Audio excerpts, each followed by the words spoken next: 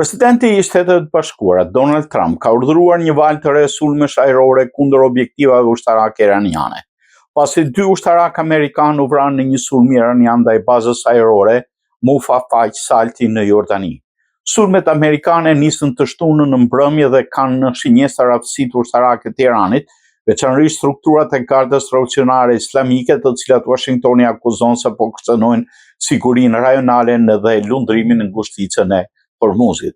Në një bisedë telefonike për New York Post, Trump u shpreh se humbja e 2 ushtarëve amerikanë është tragjedi, por theksoi se misioni amerikan duhet vazhdojë.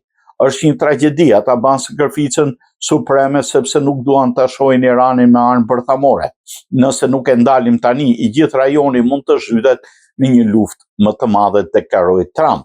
Sipas Pentagonit, sulmi iranian ndaj bazës amerikane në Jordani shkaktoi vdekjen e 2 ushtarëve amerikanë, ndërsa një tjetër rezultoni i shtukur.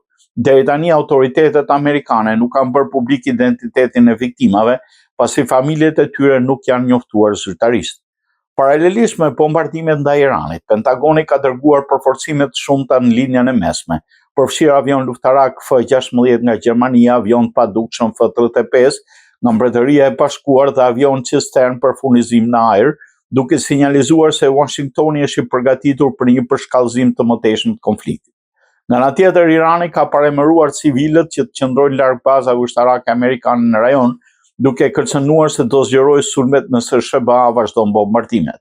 Teherani pretendon se ka goditur objektiva amerikane në Jordani, Kuwait dhe Bahrain dhe vende të tjera në Gjirin Persik, ndërsa Washingtoni mohon akuzat se ka shënjestruar objektiva civil. Përplasja e fundit ka rritur frikën për një luftë të hapur mes Shteteve të Bashkuara dhe Iranit.